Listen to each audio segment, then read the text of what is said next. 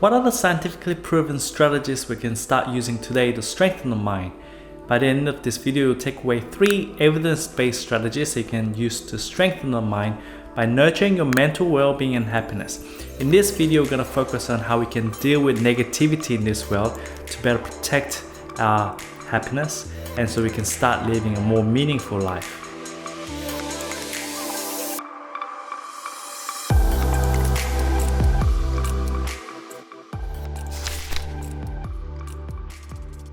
How much is our happiness affected by watching negative images?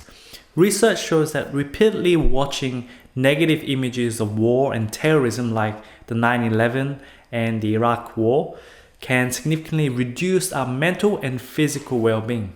A survey of more than 1,300 people shows that watching the news footage on the 9/11 terrorist attack for more than an hour per day during the first 7 days after the attack significantly increased the chance of experiencing post-traumatic stress over 3 years after the attack. The research also shows that frequent viewing of the vivid images of the buildings getting hit by the planes, the buildings getting on fire, and the people jumping off the building also negatively affected their physical health even 2 to 3 years after the attack. Frequent exposure to war-related images like soldiers being engaged in battles and even the images of dead soldiers increase the post-traumatic stress as well. So we should definitely be aware of the psychological and the physical impact of watching the images of war and terrorism. So we should definitely be careful about what we see with our own eyes. That doesn't mean that we should put a blind eye on some of the terrible events that happen to us, because it's important to recognize those terrible events that happen to us, to remember them, and also to learn from them. But we can at the same time limit in terms of how much we're exposed to the same terrible images of war and terrorism, that we should limit how long we are exposed to those images. And we know that video games are becoming more and more advanced and realistic. And so I wonder what the impact of being exposed to games and playing games that are becoming more realistic and more violent, and how much of the impact that would have on our physical and mental well-being. For me, the most terrifying images that I've been exposed in my life were all from social media. And I don't want to describe a specific negative images that I've seen, those most terrible and unspeakable events that I've seen. But as we all know, that millions of people around the world are being exposed to and drawn to these kind of terrible images on social media. And we should definitely be concerned about what we see with our eyes on social media, because trust me, those images will remain in our memory for the rest of our life and even haunt us for some time. Literally speaking, our eyes are the lamp of the body, such that the positive things that we see with our eyes will light up the whole body, but the negative things that we see with our eyes will darken the entire body. In the comments below, write what kind of images were exposed to you before that still affect your life personally, to warn yourself and others about the dangers of being exposed to these terrible images of terrorism and war. If we cannot avoid negative events and negative emotions, what should be our attitude be toward negative emotions to ensure that our well-being is protected? Research shows that believing that negative emotions are an inseparable but useful part of our life can help protect us from the harmful effects of negative emotions on our well-being. For example, people might hold a cultural belief that negative emotions are inevitable, natural processes in life that are caused by external events, but not by personal failings and weaknesses. That these people might hold the belief that negative emotions are sometimes helpful in nurturing social relationships with other people, sometimes strengthening those relationships. The survey of more than 2,700 people found that these people were less affected by negative emotions in terms of their both mental and physical well-being. But people who hold an opposite cultural belief that negative events happen because of their personal failings and weaknesses, that these people were greatly affected by negative emotions in terms of their mental and physical well-being. So it's important to hold a healthy belief that negative events are in fact caused by external events, not by my personal failings and weaknesses, that they might sometimes help strengthen our relationships with other people, that they might help us to learn about something to improve our character. I remember growing up, I had a really arrogant belief that girls should stay at home and men should go out and earn money, basically. And with this belief, I was quite vocal about it in my classroom at school. And I remember having really serious confrontations and arguments with the other girls in the class, and also against the female teacher at the time. And that time I can remember, although I was really vocal about it, this feeling of embarrassment, right? Everyone is sort of set up against me, and I was arguing with them that for no basis that I was arguing that women should stay at home and men should go out and work, and that's how it's healthier for the family. I don't know where I got those values from, but I remember feeling really strong sense of embarrassment, and that embarrassment really helped me to rewire the value systems and the beliefs that I had at the time about the role, the gender equality and those issues. And so negative emotions can definitely help us to learn, to realize important aspects of our life, to change them, to recognize what needs to be improved, to recognize opportunities for growth and improvement. But how can we change our attitude toward negative emotions from treating them as a consequence of our personal failings and weaknesses to things that happen because of external events that they can be useful to us at times?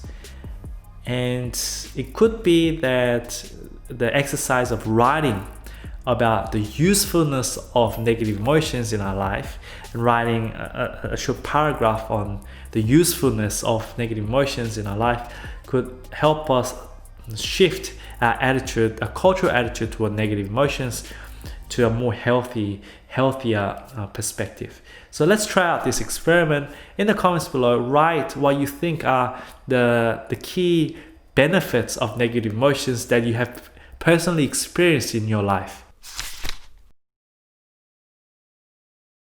A lot of times we'll feel strong anger and aggression. How can we change the way we see other people to help us reduce our anger and aggression? Research shows that training our mind to see more happiness in other people's facial expressions can help reduce our aggression and anger. In an experiment, people were divided into two groups, and both groups were given a series of images from really angry person to a really happy person, and then they were given this series of images that were transitioning from really angry face to a really happy face. And what people had to do was be exposed to each one of these images and rate them in terms of how angry or happy they are in the photo. But group one was trained to rate, the images in the middle where the person is sort of half frowning and half smiling, those ambiguous facial expressions. They were trained to rate that as being more happy rather than being more angry. And so group one was sort of trained to see more happiness in other people's facial expression by training them to rate those ambiguous facial expression to be more happy than angry. While group two was given the same sort of exercise, but they were not trained to rate those ambiguous faces as being more happy. The results show that group one that was trained to to see more happiness in other people, experience less anger and aggression after the experiment compared to group 2.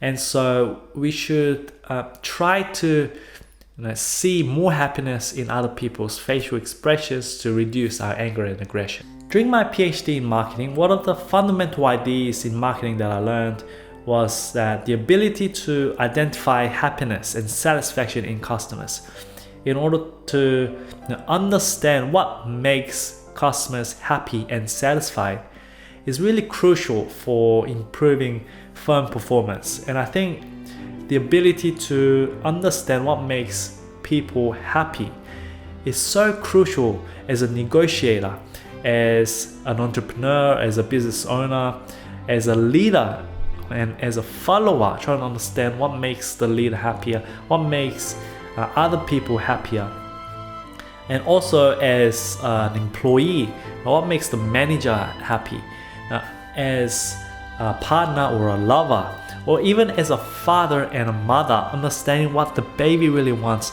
understanding what other people want and what makes them happy and what makes them satisfied is such a crucial skill that we should all practice and train. So practice your skill of understanding what makes other people happy to see more happiness in other people. And this will help you reduce your anger and aggression. But the question is, what makes people see more happiness in other people? It could be that how much grateful they are as a person really determines how much happiness we see in other people, such that the more grateful we are in terms of our life, we are more able to see greater happiness in other people. Only when we are at peace with ourselves, when we are feeling grateful in our life, then we can afford to recognize happiness in other people. So we should definitely try to rejoice with those who rejoice. And so think of a happiest person you know, and think about why. What makes that person happy? Share your thoughts in the comments below. So the 3 key takeaways from this video are: first, make sure that you limit how much exposed you are to war-related images and terrorism-related images, that you do not repeatedly watch those images over and over again, because doing so will damage your mental and physical well-being.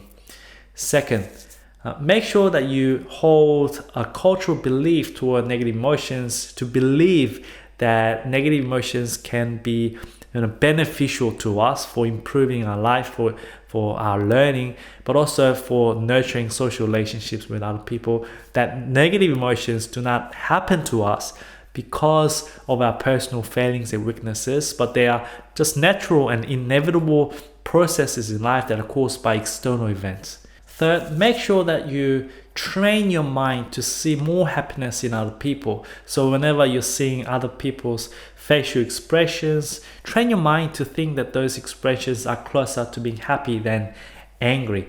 And this kind of training will help reduce your anger and aggression. So these are the 3 ways that you can reduce some negativity that you see and happen in your life. So in the last 11 videos, including this one, I've tried to summarize the latest academic research on how we can improve our mental well-being and happiness in a scientific manner. And in the next series, I'm going to talk about how we can increase our motivation or grit or perseverance and approach it in a more scientific way, so we can all use scientific knowledge to strengthen the mind by nurturing our motivation, grit, and perseverance. I'm glad that you're here, because you can now use scientific knowledge to strengthen your mind and to nurture your mental well-being. Subscribe to get more scientifically proven strategies to strengthen your mind.